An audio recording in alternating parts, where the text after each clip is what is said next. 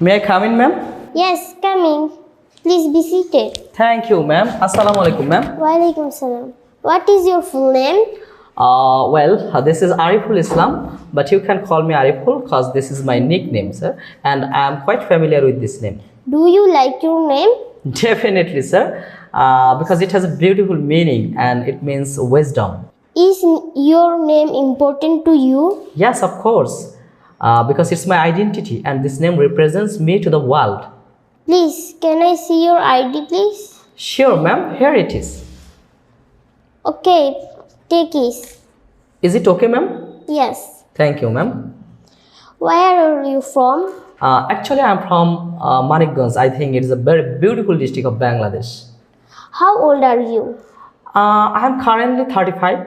Do you work or study? Actually, I'm a full-time student, ma'am. What do you study? I study English, ma'am. I study English at school. Where do you study? I study English at Kids English Club, Manikganj.